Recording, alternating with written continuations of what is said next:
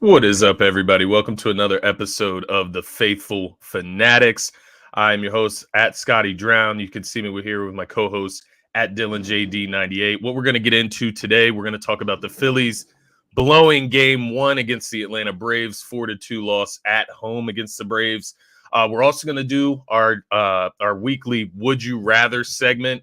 This week, we're going to focus on Tobias Harris. So we're going to go through a list of guys around the NBA in the same layer of caliber as Tobias Harris. We're going to go through and do a Would You Rather section, and then we're going to finish out with our Eagle of the Day. Today, we are highlighting Haason Reddick.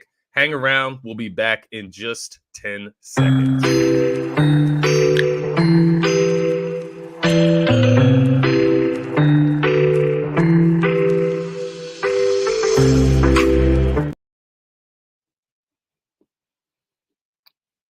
All right, perfect. And of course, we can't go and start Wednesday or the Phaithful Fanatics show without a little bit of a lag from StreamYard. So, welcome everybody to the stream. As I mentioned earlier, I'm your host at Scotty Drown. I'm accompanied here by my friend down at the shore, Dylan Davis. You can follow him on Twitter at DylanJD98. More importantly, make sure you're subscribing to the DSM Media YouTube channel. As we mentioned a few shows and over the last few days, we are trying some new things with DSM Media. So just keep your eyes peeled. We will be going live on our new YouTube channel for just DSM Media Philly. That will start on Friday. So keep your eyes peeled for that. Make sure you're subscribing to the new channel as we start to transition over there. Along with that, make sure you're following us on all social media platforms, on Twitter specifically at DSM_media. And TikTok at just DSM Media. Those are going to be our most active accounts. We're putting out content there daily. But Dylan, happy Hump Day, my friend. Welcome to the show, and let's dig into the plate of food today.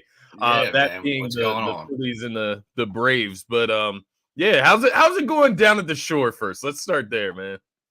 I don't know, dude. Looking tan. It's great, but it's 100% chance of rain today, tomorrow, Friday, Saturday. So I'm in a corner of a bedroom right now doing a podcast. So that's how the shore is going, brother. It's funny, man, because my mom's coming up this weekend again. Will's coming up this weekend. Right. We were looking to go to the shore, but we took a look at the weather. Chalked. I've never seen anything like it. And it's not just the rest of this week; it's all of next week says rain. Now, obviously, I'm sure that'll change as the days go on. But like, never, ever, ever is it just every single day for like a week and a half straight, just filled with rain. But apparently, vacation's going to get cut short. But we'll see. So you're gonna have to come home a little bit early. Is that what they're saying, or possibly if we don't feel like sitting in the house, doing nothing. You're Well, not and really- the other thing that hurts too is our balcony doesn't have a cover. Yeah, so you can't even sit out on the balcony. Yeah, because the rain's always worse by the system. shore. Yeah, tough system down here. And you had to suffer through a Phillies loss on top of it. Yeah, man. Things are going down bad, but at least you're at the shore. There's nothing better than that. Even though the rain is not that great, you can still have a few drinks later and take the pain away. Yeah, a few. Yeah. Always a few. Let's get into this game, my man. Let's start the day here strong. You had the Phillies against the Braves last night, 4-2 loss. Ranger Suarez, man, awesome in this game. Honestly, did his part, match Spencer Strider. The Phillies just weren't able to come up with enough runs, right? And they what I wanted to start here, and I'm going to throw it to you, of course, but what I wanted to start by saying is that it looked like the Phillies and Rob Thompson went back to shooting themselves in the foot again last night between Jeff Hoffman relieving Ranger Suarez, all the way to JT Real Muto, the blunder, going to second base in the 8th inning. All around, shot yourself in the foot. But I'm interested to throw it to you. What were your thoughts coming off of this game here? I mean, the first thing you said is true. The Phillies offense just didn't do enough to get the job done, right? You can't expect to win a lot of games only scoring 2 runs. You talked about the JT. I have no idea what JT Realmuto was trying to do. Scotty, he hit a single into left center field. It got nowhere near deep enough into the gap. Nothing happened for him to think he can stretch this into 2 bags. And that was just a huge momentum killer, because at that point it would have been what, second and third with 2 outs, and maybe someone can bloop another single, then he can score from no, I'm sorry. It would have been first and third if he had just stayed at first. But it was really confusing there. But the most confusing part about the entire game was what Rob Thompson did. And I texted you that last night. And listen, you cannot overreact. You cannot. They've won 13 of their last 16 games. You have to take this one with a grain of salt and hope that they can bounce back today if they get the game in. But Rob Thompson was absolutely pathetic last night. Absolutely pathetic. You cannot convince me on what he was trying to accomplish last night, and convince me that he had good reason to do so. So Ranger Suarez, like you said, matches Spencer Strider, gives up 1 run. He was spectacular again. 4th straight start where he got through 6 innings. 4th straight start with 7+ strikeouts. He's been great. You go to Jeff Hoffman. Then you go to Andrew Vasquez. Then you go to Dylan Covey in the 9th. Scotty, they just had an off day yesterday. And the day before that, the game before that, he stretched Junior Marte into 2 innings to close out the A's. In what world, in a 1-1 game in the 7th inning against the Atlanta Braves, was it reasonable to throw out non-MLB arms? That's what they are. They are non-MLB arms. Vasquez, maybe. Covey and Jeff Hoffman, absolutely the hell not. Where was Gregory Soto? And then even when Hoffman gives up the lead and it's 3-1 and it's 4-2 at one point, the game is never. It's a 2-run game. Yeah. What is Dylan Covey getting the 9th for? Yeah. Regardless of that outcome, whether he strikes out the side, I do not care. You cannot convince me that Rob Thompson should have thrown those 3 guys out there last night in that situation, coming off of an off day, coming off of the game before that where people were going nuts about his decision, even though it worked out with Marte. Yeah. For whatever reason, I saw a tweet after the game that there was 3 guys that weren't available, and Jose Alvarado was one of them. And I get, he's coming back off injury, but Jose Alvarado hasn't thrown in 3 or 4 days. What the hell was he unavailable for last night? Yeah. I don't know, man. What did you think? No, it's frustrating to watch. And it was, once again, I mentioned it at the beginning, shooting yourself in the foot. It felt like that was Rob Thompson being the smartest guy in the room, attempting to be, right? And, you just look back towards the weekend. You mentioned it on Sunday, the lineup that he threw out there. Mind you, they were able to get the win against the Oakland Athletics. But you look at that lineup and you have to ask yourself, are we attempting to just go along with the 2-1 series win against the A's, right? Are we not even going to try to go out there and sweep them? I texted you that before that game, and I was just like, man, I'm seeing it around Twitter. I'm looking at the lineup, and I'm thinking, feels like this is a throwaway game, a scheduled loss. Scheduled loss, yeah. Exactly. And you mentioned it. You get the day off yesterday as well. So you had extra rest. It's very rare that you even get a day off in the middle of an MLB season. So they got the extra rest, and this is what you decide to throw out there on a game against the best team in the NL. So it's very interesting to me, the thought process that goes behind it, because you look at this Phillies team, man, and that's a very winnable game against the Atlanta Braves. And absolutely, it's not always going to be like that, and it's definitely not always going to be like that going against Spencer Strider on the other side. So, when you look at what they were doing last night and how they ultimately end up blowing that game, and then you think about the dominance that the Braves have kind of had over the Phillies just in the last 20 years, I guess you could say. Right.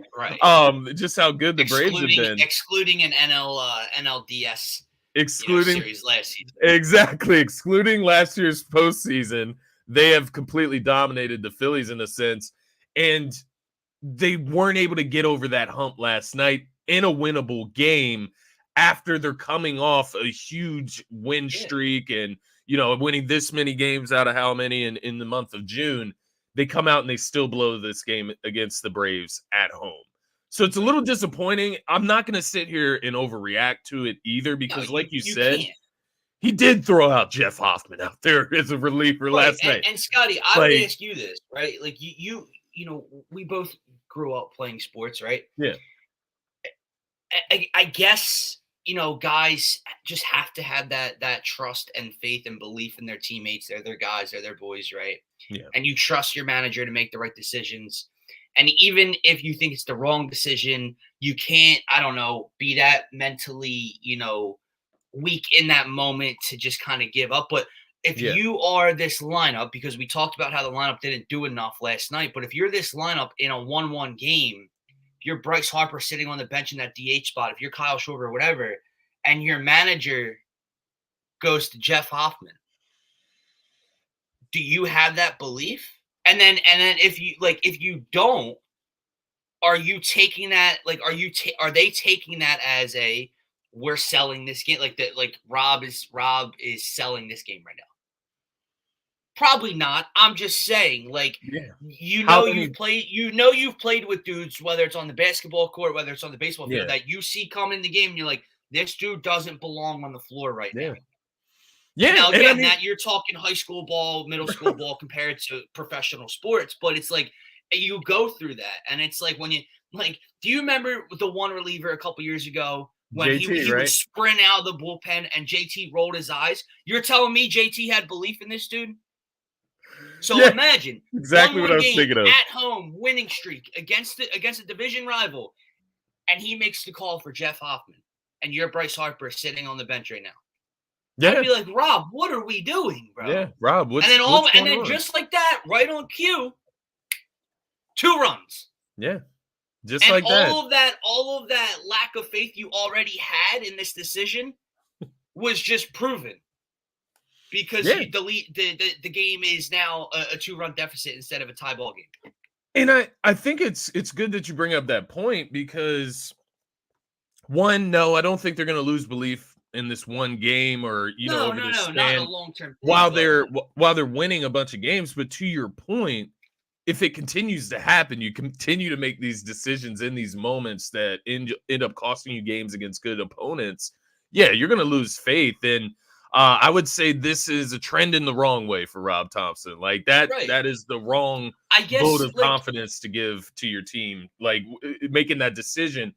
And to your point, bringing in, Jeff Hoffman and then Vasquez and then Covey. Maybe that's why JT Realmuto is pressing the goddamn issue to get to second base. What I was trying to relate it to, remember earlier on in the year when the starters were getting yanked in the 4th and the 5th, and every game we were trailing by 2 or 3 in the 1st or 2nd inning. And we talked about, like, dude, the offense on paper didn't do enough in this game. But if you're the offense and for the 5th straight game, someone Bailey Falter gives up a 2-run home run in the bottom of the 1st. Aaron Nola sells in the top of the 2nd. Yeah. If you're the offense, you start to get mentally down. Like, oh, here we go again. So that was what I was trying to relate it to. Like, you're in this battle, and then this guy who probably doesn't belong on the roster with you gets the nod and then immediately gives up the lead. Yeah. If you're a part of that lineup, you're like, man, this, like, I don't know. Like, it would just, I guess my point is it would almost feel like the game was over right then and there. Yeah, especially after the 2 runs happened, right? Like, it was Austin Riley that cranked one out, or was that that might have been against Ranger. That was against Ranger. That was against Ranger. One of the furthest home runs I've ever seen a citizen. And then I think Matt Olson cranked one in the 8th inning, it looks like here. That was 438 feet. So they were, and then Ronald Acuna, I think he had two hits in this game. Bryce had 2 hits. JT had 2 hits. Brandon Marsh, 3 for 4 in this game. Had a double and 2 singles. He scored 1 run. Castellanos had an RBI to get Marsh home. Just looking at the game, it was right there, man. You just look at what bothers me is looking at Ranger Suarez numbers versus Spencer Strider, and you know the way Strider gets talked about in the MLB. And once again, just what I said earlier, Ranger able to match him on innings. He actually gave up less hits than him. Same amount of runs given up. Spectacular. Yeah, spectacular, man. He's been on the money. I did see towards the end of the game, they were talking about it on the broadcast. He was like messing around with his shoulder a little bit. I don't know if there was anything more that came about that. I haven't seen anything. Could have been fatigue. Could have been a lot of things. I'm trying to pull up his numbers. I think John Clark released an article. Yeah, so Ranger Suarez has given up 1 earned run or less and has gone at least 6 innings in 4 consecutive starts for the first time in his career. And he has 3 straight starts with 7+ strikeouts, which is also a career high. Yeah, had 7 Ks last night. Wow. So that is an ultra positive, I would say, that comes out of the game. But you wasted that start. You wasted that. Because start. You decided to go to Jeff Hoffman. I'm sorry, I can't get over it. I know. Again, if I sat down across the table from Rob Thompson right now, there is nothing he could say to me to convince me to justify what he was trying to accomplish last night. You couldn't convince me. Yeah, I have no idea, Scotty. I have no idea why these dudes. I know you got to fill arms and blah. These dudes just don't belong on a roster. Vasquez maybe, but Vasquez came in 3 hits in 2/3 of inning work and a run, and he stunk last night too. It's rough to think about. So we got tonight against the Braves, game 2. Hopefully, given the weather, of course. You have Aaron Nola versus Smith Shawver. If you're familiar with him for the Braves. I am not. It's funny because I heard the guys on the broadcast last night, they were not familiar with him either. He only has 13 innings of work this year so far. He's 1-0, 2.03 ERA, 0.98 WHIP. Nola 6-5 on the year, 4.66 ERA, 1.10 WHIP, 94 innings pitched. So obviously Nola got a lot more work this season. Nola's supposed to be your ace, right? You would hope that they can once again get off on the right foot, get some strong pitching from their starter, and put themselves in position to win this game. And do you think that tonight is a must win? Would you put it in that category? I mean, in the long term, as far as the Phillies season goes, no, it's not a must win. But coming off of what Topper did yesterday, if you lose this one, you've already lost the series. You're in fear of getting swept, and it's who's on the mound. It's a guy we need to see convincing start after convincing start out of to start to restore some of that belief this fan base has in Aaron Nola. And if he comes out and, implodes in the 4th or the 5th, man, at home, Scotty, they'll boo the shit out of him tonight if he does that. But I'm trying to look this up. What is league average WHIP? Because that's why ERA is such a funny stat, man. And I think, it's not only a funny stat, but I think it just tells the story of what Aaron Nola has done this year. And it's that 1 inning, man. You said he's got over a 4.6, a 4.5 ERA, which is not top 2 starter material. Right. But that WHIP, you said he's got a 1.1 WHIP? Yeah, 1.1. I knew, dude, league average is around league average is around 1.3. While a good WHIP is under 110 and elite WHIP is under 1. Yeah, 1.10. So his walks and hits and innings pitched, basically that's just base runners, right? Yeah. Per inning. They're extremely low. But that ERA is so inflated because that 1 inning kills him. Yeah. Absolutely kills him. Makes sense. He's giving up a home run in 11 straight starts? It's a very, very big night for Aaron Nola tonight. Can we get a complete outing from Aaron Nola tonight? That's what we're looking for. a complete outing, not a, start the game, the first 4 innings, you're on fire, you're hitting the strike zone, you're doing everything you're supposed to, handling runners in scoring position, right?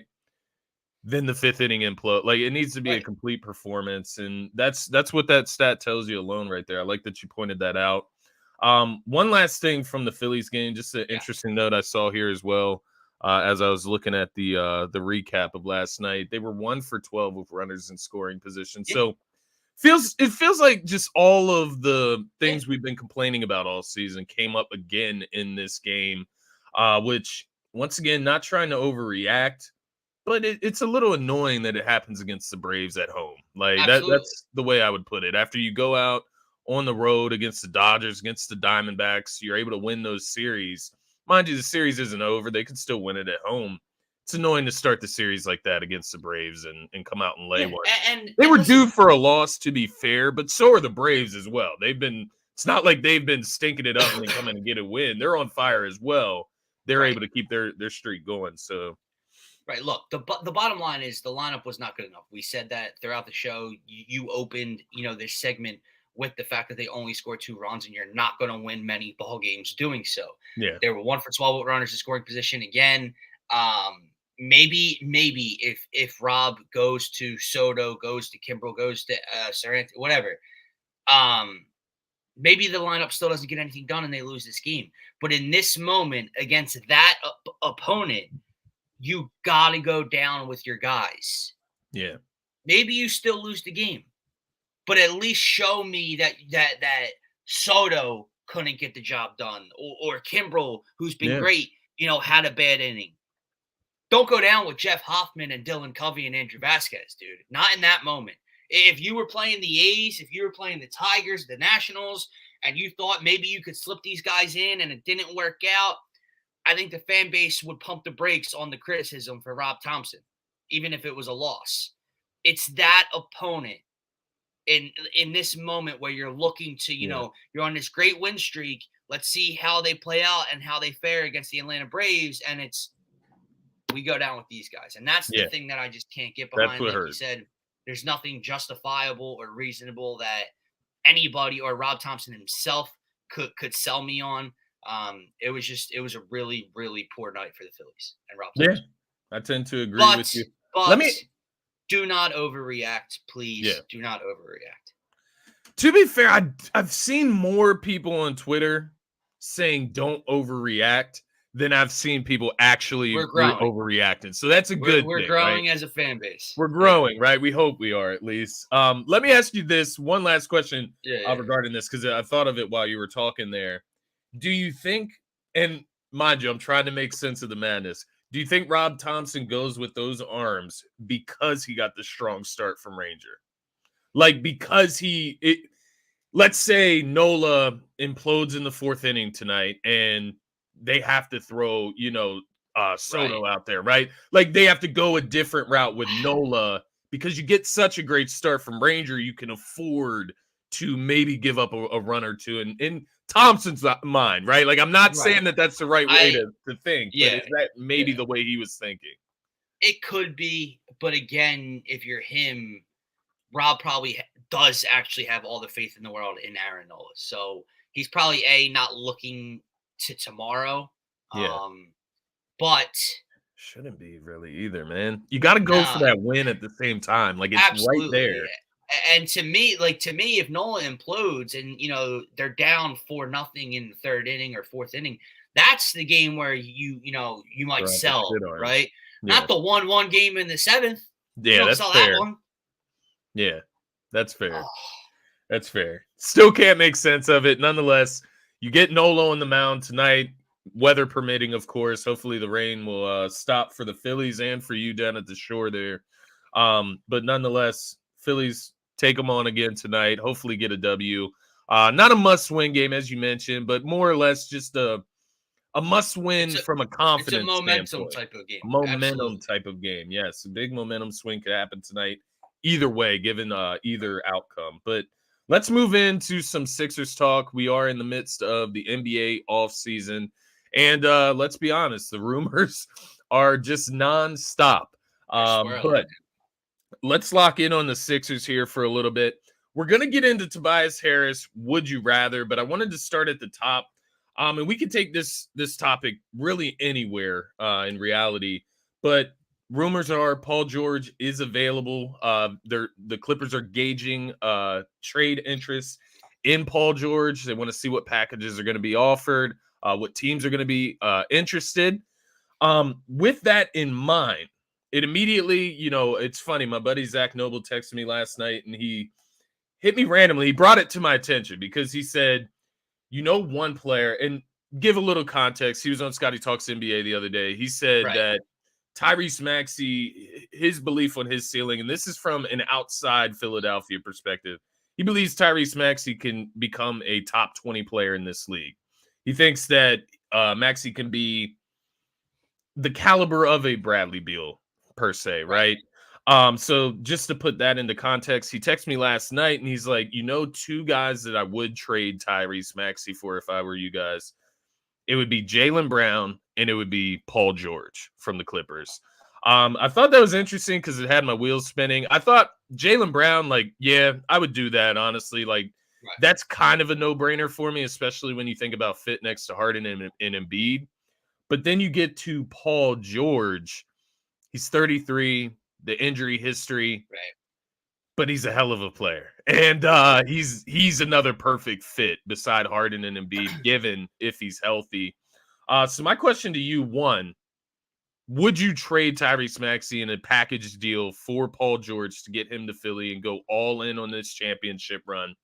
And then two, feelings and kind of your temperature on the Sixers offseason and the rumors and the stuff that you've heard so far. We can get into that as well, but start at the top with Maxey and Paul George. Oh, the PG thing's interesting, man. It's probably one of the tougher, Maxey trade scenarios that we can run through because it is so intriguing, but also so scary to give up on if you were to not give up on, but move on from Tyrese Maxey at this point of his career with the strides you've seen in terms of, scoring and 3-point shooting and the numbers and all that for a 33-year-old Paul George, like you mentioned, who, let's be honest, has struggled to stay on the floor over the last handful of seasons, right? Yeah. But. Yeah, the big but. To take the upside of the right now player, it's Paul George, obviously, and I would be a hypocrite to preach to Sixers fans about how I'm trying to win a title and you need to do what's best to win a title now with Embiid. This is still the Embiid window. It's not the Tyrese Maxey window for me. Yeah. It would be hypocritical of me to say no because I want to keep Tyrese Maxey. Yeah. It's just so scary and alarming because you make that move and Maxey blossoms even more and Paul George plays 58 games. It's going to sting, man. Yeah. Because, to give you an answer. Yeah. I'd probably do it. The fit, like you mentioned, just to have that big long wing with that ability to score the rock and shoot the rock, something like we haven't had. I mean, in between Harden and Embiid, you are right. It is the perfect type fit. of star fit too, right? Not just that role player fit, not just that shooting aspect, that star fit between those two guys. You'd have to do it and just hope that he stays healthy. Yeah, because I think that's like something, there's been a lot of talk about like bringing Seth Curry back to the Sixers, and I think that's a move, right? Where if you trade Tyrese Maxey for Paul George, obviously Paul George could start at the 2 or the 3, but you could bring in a guy like Seth Curry and Paul George makes up for that defensive, that lack of defense, I guess you could say, that you would get from, say, a Seth Curry. Obviously, it would be lovely to have Tyrese Maxey next to Paul George, but I don't think that's going to be possible. Let me ask you, is there a cutoff point for that package? So let's say, obviously, I think Tobias would have to be in the deal. I think you'd have to trade Tobias and Tyrese Maxey. what if the Clippers say we want DeAnthony Melton as well? Would that be a turning point for you, or are you still doing it? It's a slippery slope because you can't just allow LA to take whatever they want from you, Right. and just keep adding on. But at the same time, like if you're willing to do Maxey and Tobias, why would DeAnthony Melton be the stopper to that trade, right? Maxey's but like I said, they can't just, that package does at some point become too large and unreasonable, right? Like if they were like, I want Maxey, Tobias, and 3 future firsts. Yeah. No. Yeah, exactly. Like, even though I'm trying to win a title and I don't care about those picks right now, that's still an unreasonable ask for Paul George with the injury history and the age. Yeah. So it's weird because it's like DeAnthony Melton himself shouldn't stop that deal. But if I'm going to put out on paper Paul George 4 and it's X, Y, and Z, yeah, it becomes too steep at that point. Yeah. Because they're getting 3 players that are going to play in their rotation for Paul George. Like that's the reality of that situation. So it's interesting, man. I do get what you're saying, and I'm kind of on the fence with this one, like compared to other situations, right? It's weird with trading Maxey because of the fit. The fit is like perfect. You're talking about Paul George, who is an elite caliber wing. Like he is the what would you call it? The prototypical wing that you would want in today's NBA. You're talking about a guy that's around what? 6'8", actually. Interesting. He's 6'8". Okay. God, and he can play the 2 guard. Like he has the handle. He can get his own shot. Averaged 24 points per game last year, 6 rebounds, 5 assists per game, 45.7 from the field, 37% from the 3-point line. I mean, played 56 games. The injury history is the only concern, and I'm glad Chile chimed in here at this point, because just don't trust PG at this point in his career. And I think that's fair to think about it, man. I think the best way I could say, the best way I can put this from my perspective is that I probably wouldn't trade Maxey for him, but I definitely understand if the Sixers did, right? Like if they went out and did that, I'm not going to sit here and complain about it. I'm not going to sit here and be like, oh, you traded Maxey. Here's what I would say to you about where you're swaying. You and I would agree that there's very few players we would actually trade Tyrese Maxey for. Yeah. A large majority of this league, if someone said, would you trade Tyrese Maxey for this? We would give an instant no. Yeah. If you have to hesitate and really think about it, you're probably leaning yes. You know what I mean? Like because we're so keyed in on keeping him, there's very few players. The players that get you thinking like, what I did at the age, you would do it. Yeah. Because it's not you don't not trust Paul George the player. You don't trust Paul George to be on the floor because of health issues. Yeah. It ain't like you don't trust Paul George because, in the playoffs last year, he shot, 32% from the floor and choked. Right. You don't trust Paul George because he couldn't get on the floor for them. Exactly. That's a great way to put it, I think, because that is where I'm at, right? I'm thinking about it, and I'm curious. Right. I'm curious as to what that looks like. I made it, boys, and haven't heard anything, but I'll just blindly say Zach LaVine. Let me ask you that, Brett. In Chile, if you're still here, Chile said he doesn't want no playoff P. Zach LaVine or Paul George? Paul George, stop. Paul George, right? Like I think that's a no-brainer. Again, it's player. It's a slippery slope because if Zach LaVine is more reliable, if Zach LaVine's going to play, 75 of 82 games guaranteed, you would take the availability over the talent. But the player, it's Paul George.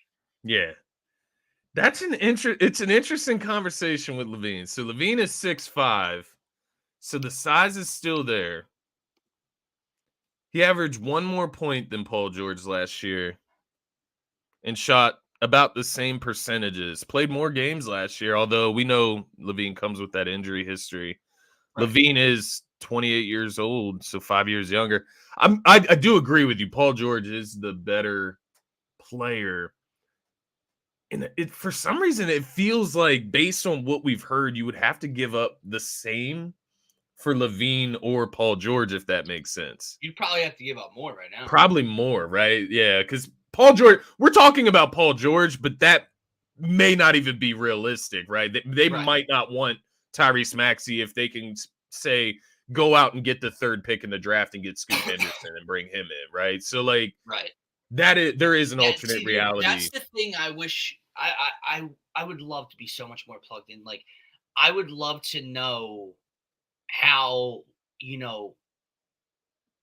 people view Tyrese Maxey around the league.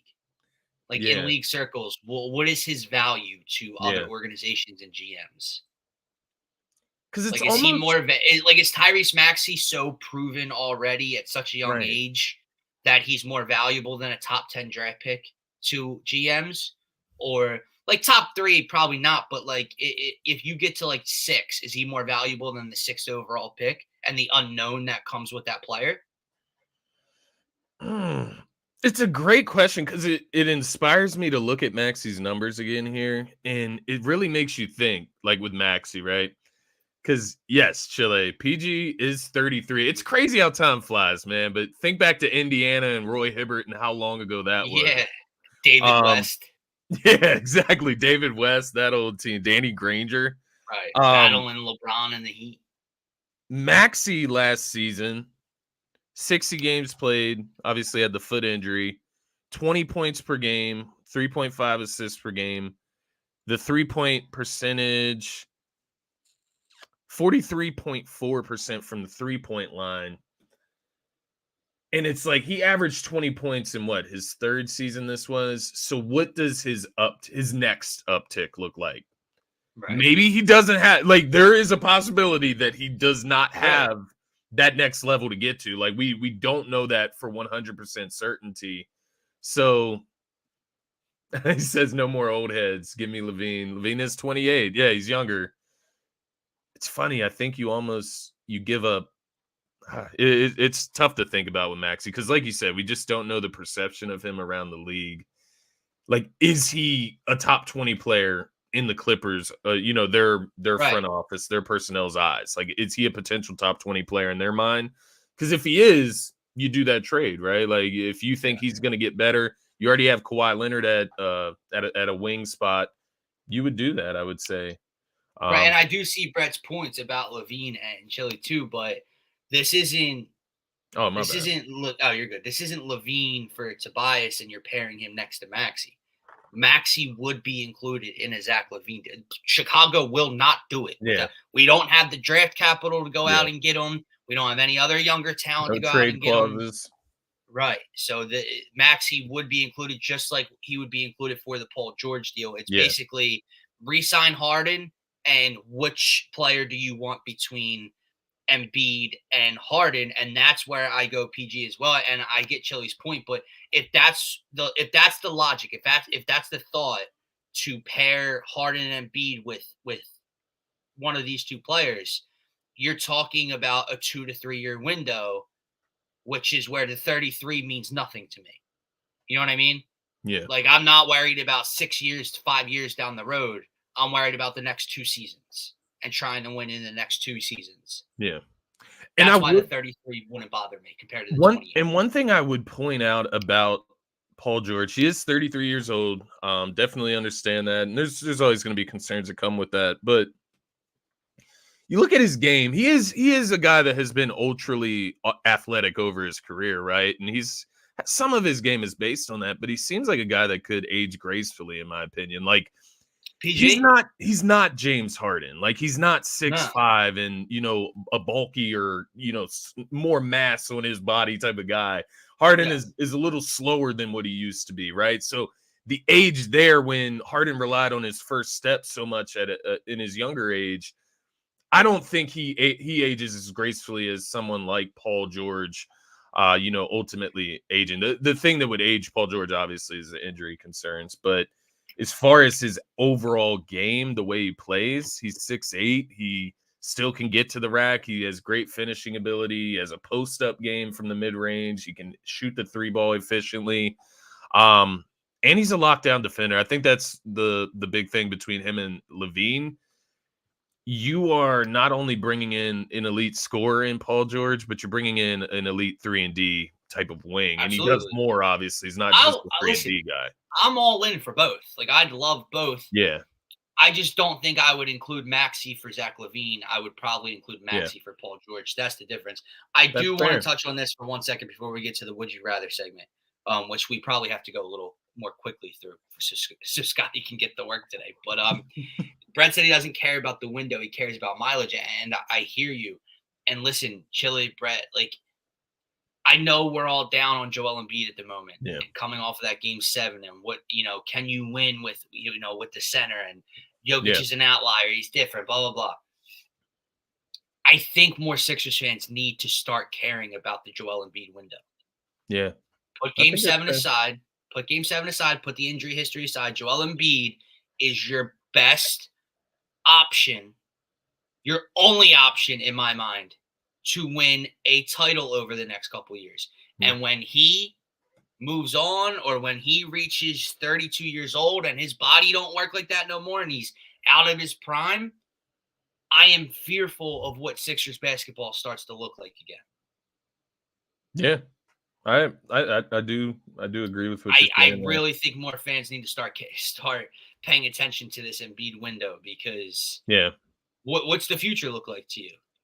Yeah, I tend to agree with you. You know how high I am on Tyrese Maxey, and I think the conversation there, the conversation starts at, Tyrese Maxey, is he what's best for Embiid's window, right? Like, is he what's best over the next few years? And there's a case you can argue that he would be more beneficial than, say, a Paul George. Like, say you bring in Paul George, you do trade Maxey. Even though Maxey's about to get this contract, he's only making $4 million this year. So just thinking about things like that. But to your point, I think everybody was down on Embiid after that Boston series, and rightfully so. But a question or a thought that I would propose to you is that Joel Embiid has had how many injuries in the playoffs, and it seems like it's this recurring theme, this recurring thing that keeps happening. But when does he just get lucky and just doesn't get injured, right? Like, he's due to not be injured in the playoffs. Like, unless he's just injured every single postseason of his career, he's due to not be injured this postseason. Like, I know that sounds hilarious and funny, but like, everybody has gone through injuries in the NBA for the most part, aside from maybe like LeBron. He's the only one that has like not missed like major time over his career up until he was about 38. But is it time for Embiid to maybe be healthy in the playoffs for once? Get lucky. It sounds great. It sounds great. He's been so unlucky, man. And to be determined. But the one thing I wanted to bring up in regards to that is, like, look at the talk around Nikola Jokic going into this postseason. Look at the talk around that. Like, he got outed in the first round during his MVP seasons. He got outed in the second round during his MVP seasons. And coming into this season, all the talk was, well, the MVPs don't mean anything for Jokic anymore, right? That's not what his success is going to be determined by. Well, he comes in, retooled team. He has Jamal Murray healthy, and he's able to go to the finals and win the series in 5 games? Yeah. So you look at the way narratives can change so quickly. It happened with Giannis too. We had this exact conversation. Yeah, we had this conversation over. Can Giannis's style of play win a championship in the NBA? Right. He's not skilled, right? He can't hit a jump shot consistently. He won an NBA championship after he won 2 MVPs. Yeah. So it's almost like the same trajectory. It's like, is Embiid due for another MVP and then another flop in the playoffs, and then maybe he can go win one? But everybody is a choker in the playoffs until they're not. Like, that's what I'm trying to say. This conversation was in the trailer of the old Phaithful Phanatics show with me and Git. It was the narratives of these MVPs, of these guys, these choke artists in the playoffs around the league, where they don't do it until they do it. Like that's basically all it is. Yeah. Like, We just got to I see don't him know get how over the else to hump. say it. I know I'm not making a ton of sense with what I'm trying to say. He might never But get over the hump, it's what Jokic but just did. It's what Giannis did. You know what I mean? everyone. Yeah, everyone. Not Right. many players come into the league and are on championship teams and go win a championship as a star, right? Like as a leading star on that team. Just doesn't happen. Now, mind you, I know Embiid's been in the league for a while now, but LeBron didn't win a title until for what? how long? It is crazy, man, when you think about it. And this, like, what have you done for me lately Yeah. world, right? And it's crazy to think about. Only a matter of time, I would say, before Embiid gets over that hump, but maybe he never does. We know plenty of superstars that have never won championships, never even been to the finals. So Yeah. we'll see how it goes. At the end of the day, to your point, Embiid is your best chance at a championship in any type of relevant future window. So yeah, I agree with you. Let's move into the Would You Rather segment. We're gonna fly through this because, like you said, we've taken our time with everything else. We're gonna get to the Eagle of the Day as well. Let's go ahead. Let's start with the Would You Rather with Tobias Harris. Now, to be clear, with this list of players that we're doing players that are in the same realm of Tobias Harris as far as role Right. and then as far as production. So Right. keep that in mind. We're thinking about who fits the Sixers better. Yes. Yeah. It's not about, excuse me, it's not about a trade for Tobias and what he would be traded directly for. It's not about that. It's about coming in, plugging this player into Tobias's role on the Sixers right now. And is that player a better fit for the Sixers? And the reason, the thing that sparked my mind with this was all of the talk of late with, the Kyle Neubeck report. You mentioned Michael KB, his report as well. No rush to trade Tobias. Yeah. I said on Twitter yesterday, I got a lot of feedback, a lot of negative feedback on it, that I think it would be a malpractice for Tobias Harris to not be traded by the start of the season. I think that's a fair window to give to Daryl Morey. I think it's fair to say that you're not content as a fan watching them go into next season with the same exact starting lineup. It's the same thing. I'm not content with that. Like, I'm not. So that's what ultimately sparks this conversation of Would You Rather with Tobias Harris. I'm going to start at the top, and I'll throw it to you. Kelly Oubre Jr. of the Charlotte Hornets. I'll give you his numbers. 20 points per game last year, 5.2 rebounds per game, 43% from the field, 31.9% from the three-point line. Tobias Harris. I'm with you there. That is one of the ones that I would still take Tobias Harris over. The 20 points per game sounds nice. He's on the Charlotte Hornets. Right. Right. So yeah, I'll take the more efficient Tobias Harris. Gary Trent Jr. of the Toronto Raptors. Oh, interesting. I'll go with Gary Trent Jr. here. Again, this is not which player is better. Strip away the money, strip away the age, the contract, all that stuff. It's which player would you rather have on the Sixers between Harden and Embiid and Maxey right now. I'll go with Gary Trent Jr. And his ability to score the rock. Yeah, I tend to agree with you there. That was one of the yeses for me. 17 points per game, 37% from the three-point line. But we know that's what he's on the court to do is shoot the ball. So it's a little different than Tobias. Could also come off the bench. Yeah, exactly. Come off the bench in a six-man type of scoring role, which is also interesting. Spencer Dinwiddie, which is interesting. 17 points per game last year, 6.5 assists per game, 37% from the three-point line. Tobias Harris. I'm taking Tobias Harris too. I do not like the fit of Spencer Dinwiddie next to Maxey and Harden at all. Now, again, I mean, I guess you can make the argument for a six-man type of role. Yeah. To come off the bench and have the rock in his head. But I agree. I don't really want any part of him over Tobias Harris. Yeah. I think he would have been a more interesting option, say, if he was replacing James Harden, right? And I'm not saying that I want that. No, I want James Harden over him. Right. But that would be more of the role I would see Spencer Right. Dinwiddie in, a facilitator, shoot up a Because shot. he wants, Dinwiddie wants the ball. And, Yeah, and I think, what stuck in my head is that Nets series and how awful he was shooting the ball. Yeah, I can do without watching that on the Sixers. Andrew Wiggins had a rough year last year, but obviously the year before contributed heavily to a championship run with the Warriors. Yeah. This is an interesting one. I'll go with Wiggins probably on this one. It's weird. I know Tobias obviously elevated his shooting numbers from the corners and from three this year, and kind of reshaped his role. But Wiggins gives you more athleticism. They're probably around the same size, right? The same height, I would imagine. Let me see here. I don't know. I think I'll take Wiggins' offensive upside and bag over Tobias Harris. He's not a player that needs the basketball. I mean, for God's sake, he plays in between Klay Thompson and Steph Curry. I would probably take Wiggins on this team than Tobias Harris. Yeah, they are actually the same height. Everything's the 6'7". Right. So you gain athleticism. What did Wiggins shoot from three the last 2 years? Last year specifically, I can pull up the numbers here as well. But last year, I know he missed a lot of time last year. At the end of the he shot 39.6% from the 3-point line.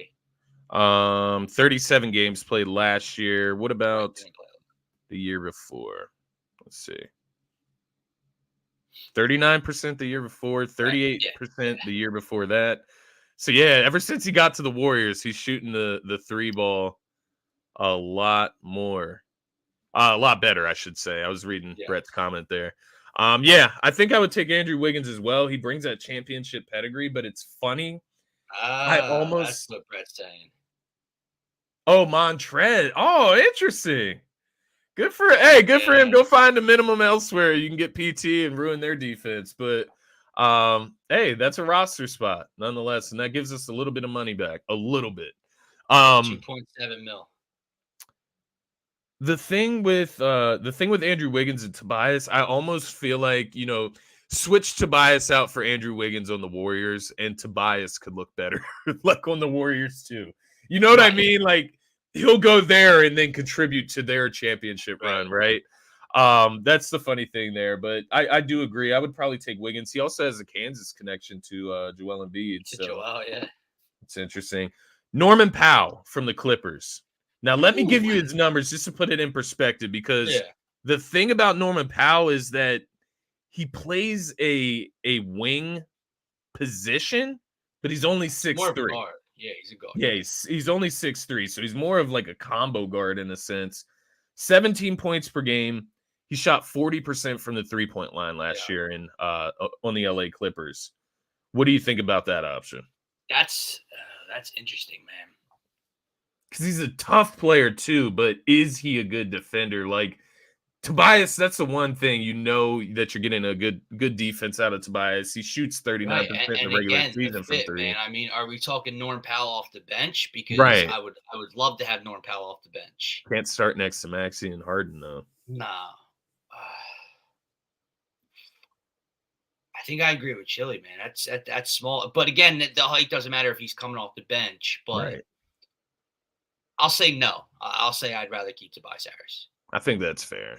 It's like when you're watching Norman Powell, you don't realize how small he really is. But I know on the Sixers, it would stick out like a sore thumb. Right. Now, if you were talking Tobias Harris trade for Norm Powell and Marcus Morris, I would do the deal. Yeah. But if you're talking which player one-on-one helps the Sixers more, I would probably just keep Tobias. Yeah, I agree with you. There. Happy for the roster spot and possible better backup center if Reed can play some power forward. Yeah, I would say that's a positive as well. Montrezl Harrell, he wasn't going to bring anything to the team next year. Let's be honest. Nick Nurse is not going to play him if he can't play defense. So yeah, I'm with you there as well, Brett. Moving on, Buddy Hield. This is a one that's been talked about a lot. I'm interested to hear what you have to say there. Now, keep in mind, Buddy Hield shot 43% from the 3-point line. We know he shoots almost 10. I think he might shoot more than 10 3-pointers a game. I'm looking it up now. But what are your thoughts on Buddy Hield? Buddy Hield is not a better basketball player than Tobias Harris overall. Yes, I would take Buddy Hield on this team over Tobias Harris. Buddy's what? Is Buddy 6'6"? Buddy is 6'4". 6'4", so smaller than I thought. More of a 2 guard, but I guess could play the 3 as well.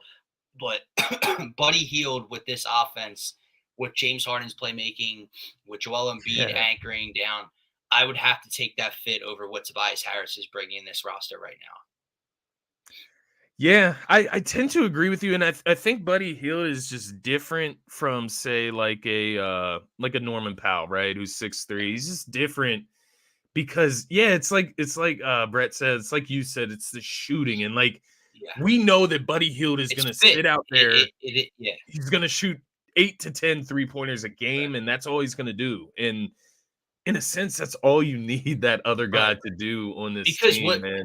exactly, man. Again, it's not player versus player who's better, who's more talented, who's better all around. It's what you and I discussed at the end of the season, where we kind of said there's no such thing as a fourth option, as the Right, fourth guy, and that's what Tobias right. Harris kind of turned into here. He did not Yeah. have a particular role. It was not a great fit with those 3 guys on the floor with him. Buddy Hield's fit would be perfect with these guys on the floor with him. That's why I would I do it. agree. I agree. The floor would be so spaced with a guy like that. He shot Yeah, no double clutching, no hesitation from Buddy. exactly. He shot 8.5 3-pointers per game last season and shot What did he average points wise? 43% from the field. He averaged 16.8 points per game, so 17 points per game. 5 rebounds per game as well, so he hits the boards a bit. Yeah, I would take Buddy Hield over Tobias on the Sixers. Let me ask you, Christian Wood of the Mavericks. He's a free agent. Ooh, Stretch that's four. actually interesting because we haven't really done power forward for power forward yet, and that's kind of what this would be. Yeah. Mm, He's 6'9". yeah. What did he shoot from 3 last year? 3 I know he can stretch the floor. 37.6% from So 3. around league average, could be better, maybe on a roll here. Man, part of me wants to say Christian Wood. Again, he's not a better basketball player than Tobias Harris, but that length, that size, that athleticism, he can put the ball on the floor. I've seen him do it in Dallas. He can stretch the floor a bit. I think he'd be a really interesting 4 next to Joel Embiid, dude.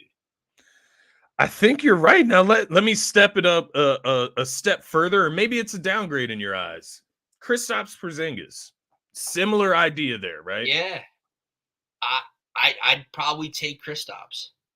Yeah, Kristaps, low key last year. Obviously, he was in Washington, so nobody really paid attention. Low key had one of his better seasons last year. 65 games played, shot 38.5% from the 3-point line. 23 points per game on a bad Wizards team, of course. 8.4 rebounds per game. So had one of his better seasons. He's only 27 years old somehow. So I think that would be worth the risk. I know it's a weird fit, and I know it turns some people off thinking I don't know if it is though, 7'3" Porzingis, but he's out there to shoot threes and protect the rim with Embiid. Yeah, he's not your prototypical center because he's over 7 foot, but he's not sturdy enough to anchor this defense. Right, he's not going to be in the posting up. He's a stretch 4 to play with Joel. Like, he can score at all levels. Yeah, I think it'd be a really cool fit for Kristaps to be here again. Like, it feels like he's been around forever, but he obviously has not.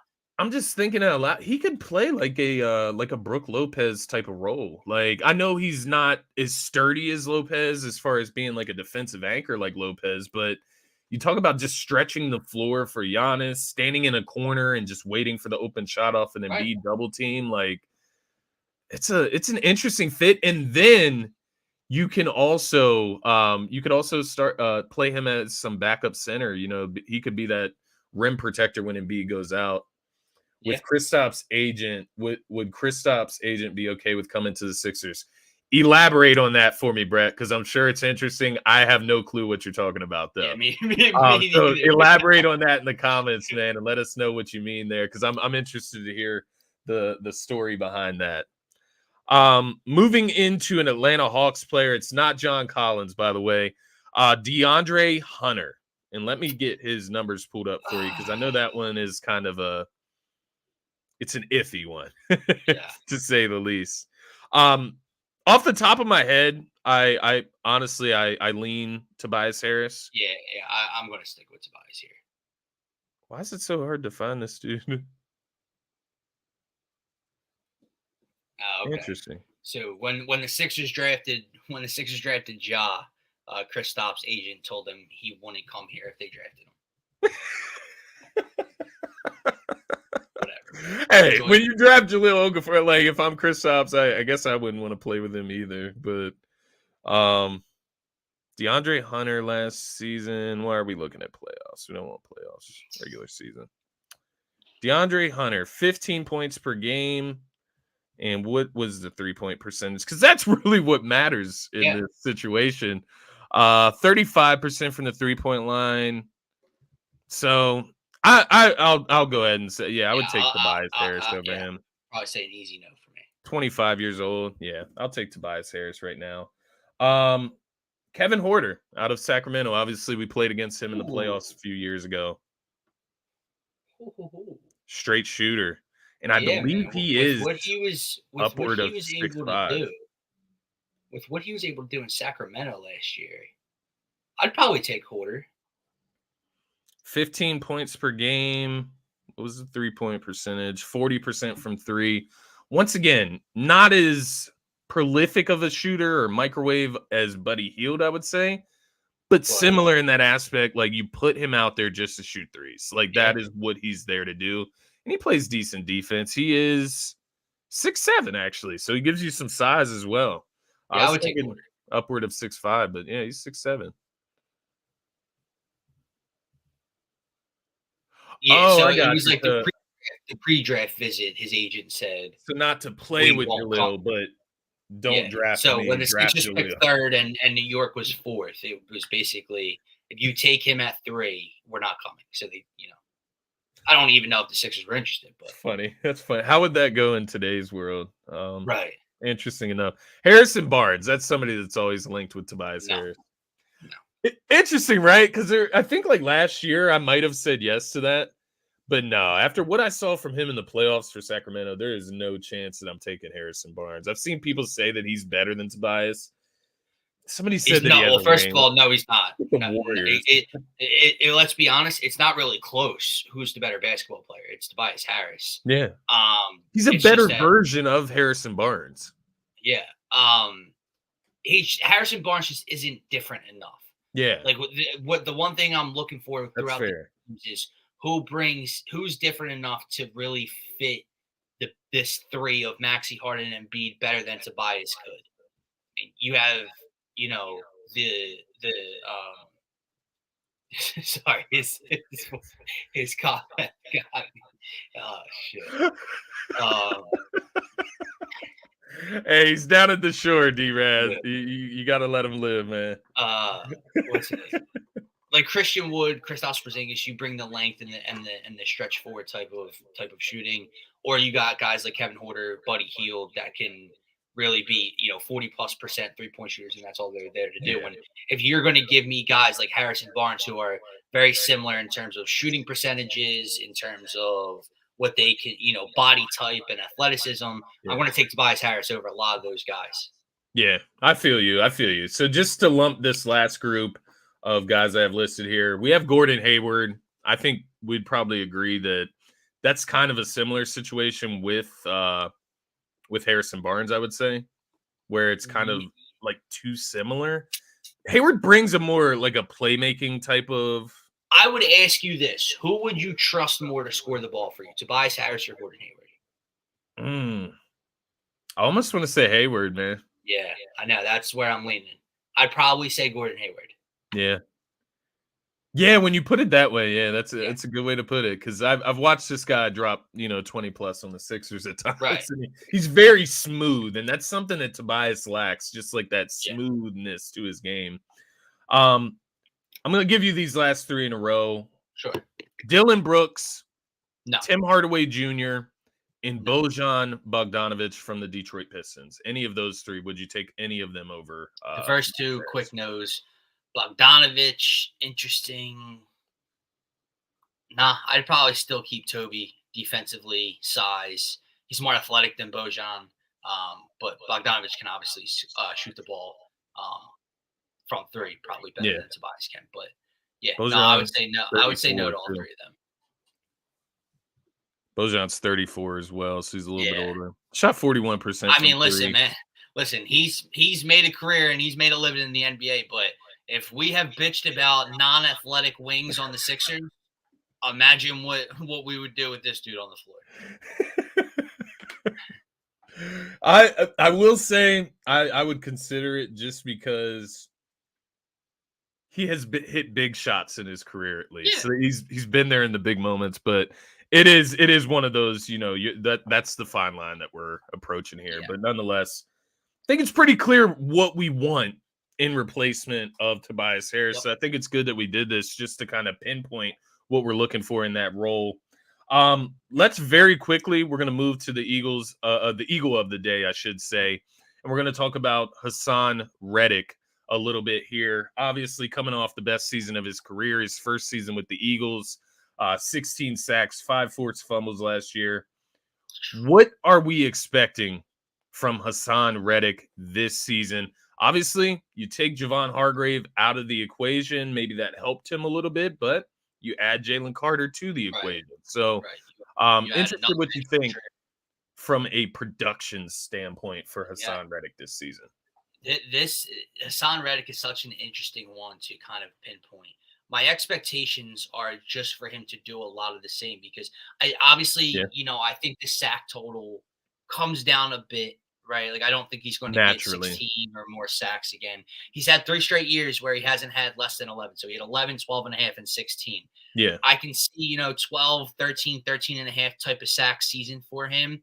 The one thing I was going to say is even if those sack totals come down, is just to still just impact each and every game. But dude, how many times last year would we text back and forth about how much of a game wrecker this dude is? Yeah. And a disruptor he is. And it's so hard to expect more. So what I'll say is a lot of the same from Haason Reddick. On paper, I'll say that the numbers go down a tad, but I still think you get the eye-popping performances, the game-changing strip sack and hit and stuff like that. Because like you mentioned, you're bringing in a couple younger guys that can take numbers away from him. But think about what Jalen Carter and Nolan Smith do to help Haason Reddick off the edge.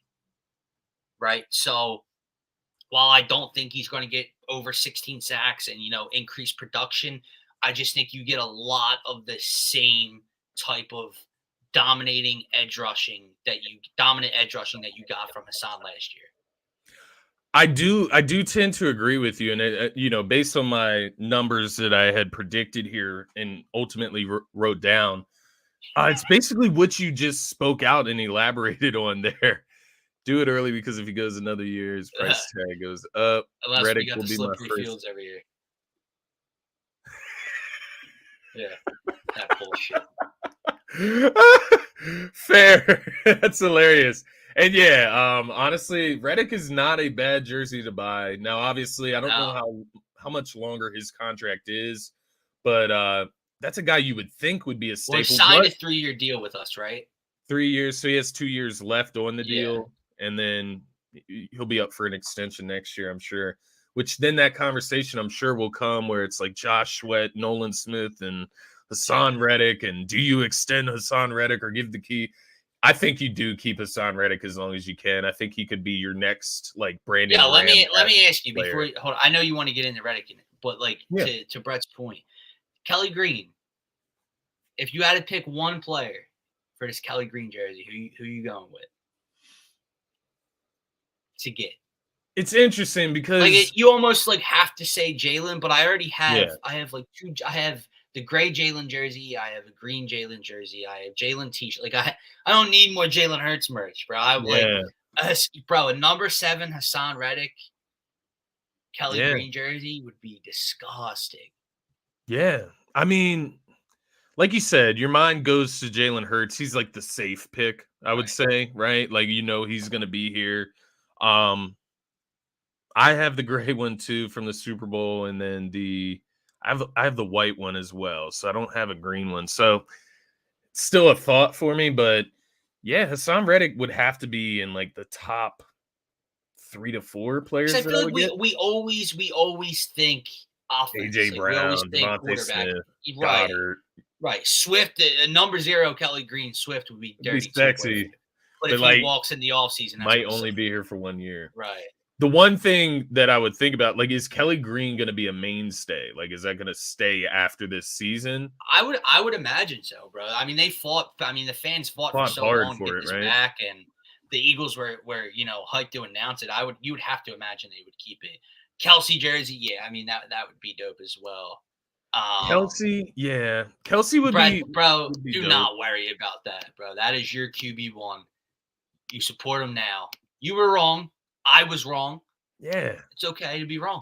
Brett, you came in, I guess at the right time, because we were not super high on Jalen Hurts either. Now we didn't, we didn't call him noodle arm Hurts or anything like that. Right. But we weren't thinking that. I didn't call him noodle arm, but I didn't think he could make some of the throws he made last year. I'll tell you that right now. Yeah. So I like see how easy that is, Scotty. I was wrong.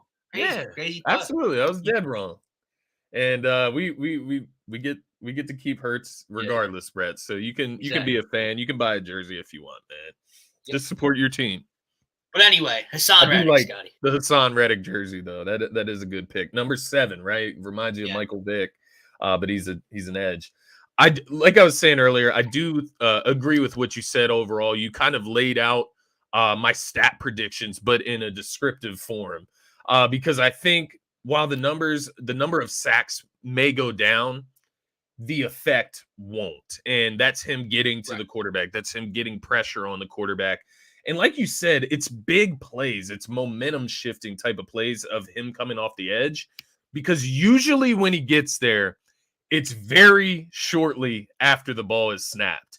Because he is so quick, because he is so fast to get to the quarterback. It's almost like he shocks the quarterback when he gets there in a sense. And it's the same thing with other guys, Bosa's, the Micah Parsons, right? Oh, yeah. Well, the premier edge rushers. The 49ers forgot that Brock Purdy got hit to get injured in that NFC Championship game. And I believe in that NFC Championship game, let me just double check here. 2 sacks in that game, 1.5 sacks against the Giants. So 3.5 sacks in the playoffs as well last year. So you talk about big plays. Obviously had the forced fumble against the Niners as well. And that's what I'm talking about. And I believe that's what you're talking about as well, is like, not only is he getting there off the edge, but you're going to force a lot of fumbles when you're coming off the edge as well, because you're going to shock the quarterback. Sometimes come from their blind side. I want to say it was the Jacksonville game when we got Jalen through a pick 6. We were down at like 14-0 early. And then I just remember, dude, I kind of want to go back and look real quick before we wrap this show up. I just remember he had a ridiculous game. I remember, I think he had a forced fumble and a fumble recovery. Let me see. He had 2 sacks. He had, 2 sacks, 2 forced fumbles, and 2 fumble recoveries. Bro, against Jacksonville, 2 right? 2 turnovers, 2 sacks, and 2 literally against Jacksonville, right? Yeah, against Jacksonville. And I remember because I remember the one was like it was right on the boundary. It was right on the sideline where he chased someone down, got the ball out, and then jumped on it right on the boundary, dude. Yeah, his quickness, man, it's unreal. It's unreal. That's a good way to put it. What I'll say, just to finish off the show here, I had Haason Reddick written down for 13 and a half sacks, so a little bit lower than the 16 mark, which was incredible.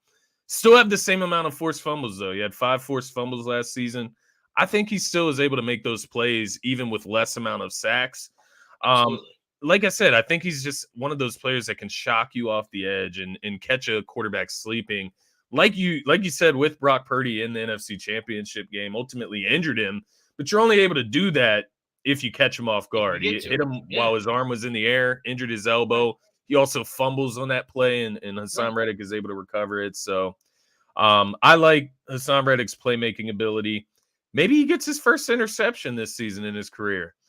With Sean Desai, I know he's another guy that likes to drop those edge rushers back sometimes to kind of misdirect the offense. But yeah, Haason Reddick, I think he's going to have another season. He's going to turn into one of those cornerstone type of leaders on this defense, I believe. Just him being from the Philadelphia, the Camden area, I think he's a mainstay. Like D-Rab said, get him extended. I'm sure that'll come maybe next year early on. But exciting season, man. It's going to be more and more exciting as we continue to dig into these Eagles players. Some interesting topics for Friday. Obviously, we're going to recap the Phillies, their next 2 games, of course. And then maybe we get into this topic of conversation around Philadelphia. I believe might have been WIP that sparked the conversation of top 10 athletes in Philadelphia. We could even just do top 5 because, as you can see, we go on a bit. So at the same time, maybe we'll do top 5 athletes in Philadelphia, have a discussion around that.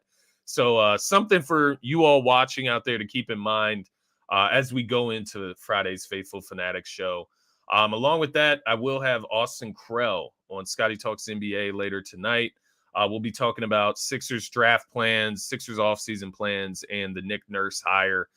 So be sure to tune into that 6 p.m. Eastern Standard Time right here on the DSM Media page, as well as the Scotty Talks NBA YouTube channel. Guys, with that being said, make sure you subscribe to the DSM Media channel. Hit the like button on this video. And be sure to hit that bell button as well. Turn the notifications on so you're notified every single time. Subscribe to the new channel. We go live. Subscribe to the new channel. It's DSM Media Philly. That's where all of our Philadelphia content is going to be funneled to. Ultimately, once we can get you guys transitioned over to the new page, we will start hosting the show solely on that page. So something to keep in mind for the future. Head over to DSM Media Philly. Subscribe. Hit the like button. And be sure to tune in every time we go live here on DSM Media. For that, you can find me at Scotty Drown on Twitter, on all social media platforms. My co-host here, find him at DylanJD98. Dylan, enjoy your time down at the shore. I will see you Friday, my friend. For everybody out there, have a great rest of your hump day. And remember, we're halfway through the week. We're almost there.